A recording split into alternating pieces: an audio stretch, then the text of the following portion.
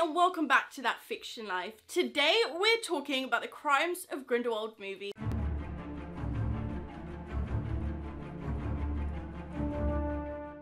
So I went to see the movie for a double bill on Wednesday. I'm going to of course begin with a non-spoiler section because I do not want to give any of the plot away unless you've seen the film, so this is a safe space for now. I will give you a rundown of non-spoiler thoughts and then we're going to go into the details of why this movie has me deceased emotionally, because things went down. So you can stick around for the beginning of this video if you have not seen the film. I will give you plenty of warnings before I give you any kind of details. So I saw Crimes of Grindelwald.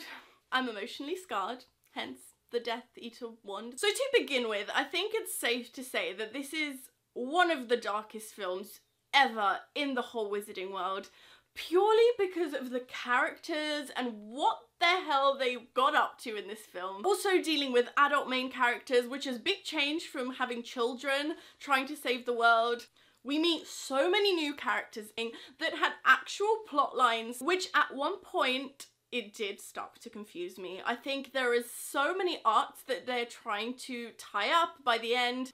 But the new characters we meet have some incredible one-liners. So when I first read the Harry Potter books, Grindelwald was the one character that I think I wanted to know more about after the series finished, because we got such a glimpse into Dumbledore's past and his history with Grindelwald, and I thought, hello, where do I find out what exactly went down with that? Because he is hella interesting. I think Johnny Depp really managed to capture and convey to us just how evil and questionable Grindelwald is.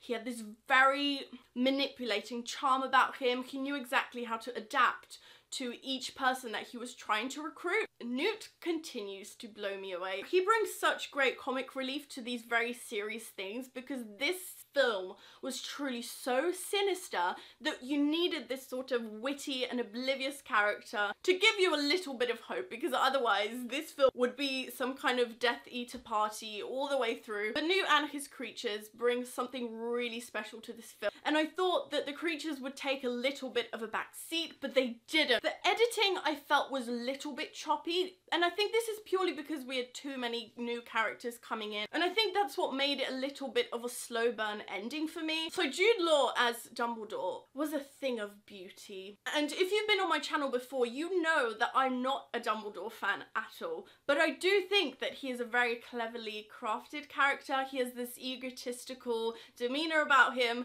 and Jude Law captured that so perfectly that I was mesmerized just watching him be Dumbledore. So even if some things were a little up and down, especially with the amount of characters that we were introduced to, plot twists and the original characters that we already loved made up for it. And I'm so excited to find out where the story is heading now. I have so many theories, which I'm going to go into in the spoilered section. This is the end of my spoiler-free review. If you have not seen the movie, please do not stick around. Protect the secrets is something that we have to keep true to. I think that's just the rudest thing, when people just tweet things that happen for a film that hasn't even officially come out yet. So we are now talking about actual details. I'm giving you plenty of warning if you're still here. Okay, so everyone that's here now, I hope, has seen the film and knows what sort of turmoil I've been keeping in for the beginning of this video. I just really want to go straight into telling you all the crazy theories I have. So the film begins with Grindelwald escaping from prison on a carriage in the sky. Did that give you Deathly Hallows vibes? Because I didn't need to be reminded of Hedwig's death, thank you very much. So we see this washed up version of a Malfoy. This is a guy that has a tendency to be other people. Would you not double check that it was actually him? Dumbledore's entrance was iconic. The set of London on a rooftop overlooking the skyline.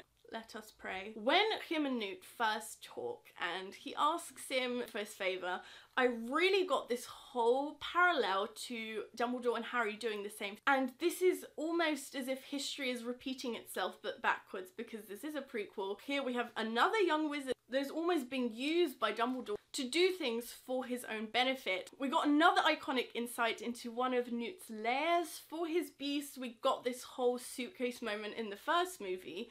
And here we actually go to his house. When the baby Nifflers first come on screen, I lost it. That was the cutest thing I've ever seen in my life. And first I thought it was just going to be one, but then we got all these different colours. And meeting Bunty at this moment was perfect because she is the voice of the people. Her little obsession with Newt is genuinely voicing all of our opinions in every single moment. Jacob and Queenie, what the hell was that? I am speechless. I did not think that their relationship would be so key to the plot. I was shooketh beyond all life when Queen joined Grindelwald right at the end. Even though her intentions were clearly pure, she got so influenced into the ranks, and right at the end, and when she joined that whole ring of fire, RIP to me, because so when Queenie leaves Jacob, this whole section of the movie I found so slow because I wanted to go straight into the action, start finding stuff out. I wanted fight scenes, yet everything seemed to be a little treasure hunt, people looking for each other. We had some scenes with Grindelwald being evil, and then we went to Hogwarts and everything changed. I love the Hogwarts sets because the second the music started playing and we had this drone shot of going over the castle, the cinematography in this movie I think has some excellent scene placements, and the Hogwarts scene was the best. Although, side note, what is that uniform? It seems as though it's an illegal tribute to Ravenclaw. I failed to see the logic there, but clearly they improved on that in the modern Hogwarts because they all wear black and that's a neutral colour. When Dumbledore is sassing the Ministry, it gave me so much life. When he tells them that he had nothing to do with Newt going to New York to look for the Obscurus, that man is just full of lies, isn't he? The wink he gives right at the end, it felt like he was winking to us. Yes, hello, interaction. So the Mirror of Erised scene. Do I know that they don't want to confirm Grindelwald and Dumbledore's relationship? But the sexual tension in that scene where they all link arms in the mirror when Dumbledore's watching their past. I want that ship to sail so hard. Do the creators think that it's good enough to just insinuate that they had a relationship? Because it's really not. We're more than brothers, wink. Excuse me, this is 2018. Jamie Campbell-Bower was one of my favourite things in this whole entire movie. I really want to see more flashback scenes of Grindelwald and Dumbledore because they clearly had a lot of history here.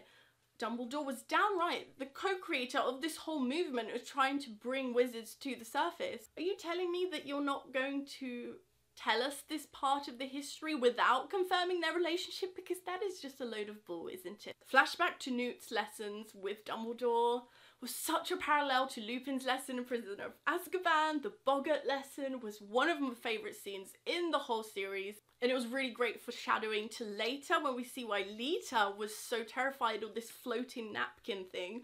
Turns out it was way darker than we originally thought. So Nagini. Everyone seems to hate her introduction and the way that her whole character was dealt with. And while I do agree, because she did feel so out of place in this film, I'm very intrigued as to how she became Voldemort's Horcrux, but I really wish that they kept her existence and her whole reveal for the future films, because when they first introduced her to us in the trailer, I was already a little bit underwhelmed because now we were losing on a plot twist in the film, but now seeing her in the film, she didn't even change the plot in any way, shape or form, so she was a little bit irrelevant to this particular script. And I think it was a wasted opportunity to have her introduced now rather than keep her for shock value for the future, and also developed her arc in whatever film they were revealing her in. But something that I do think is exciting about her is the fact that she does have a blood curse. And who do we know that has a blood curse in the Harry Potter films? Astoria Malfoy, aka Draco's wife. So she died of a blood curse. So it's genetic, right? Is this some kind of Easter egg to the present Wizarding World? Because shook. I think it would just be a little bit too much of a coincidence to have two people known for dying from a blood curse to not be related in some way. And I do owe this theory to Rebecca from Rebecca Stobart. Check out her channel. Her videos give me life. She said Astoria also had a blood curse. Jacob and Newt are such an iconic duo, and originally I did think that they separated Queenie and Jacob so that Newt and him could go on a little adventure together, which is clearly what happened.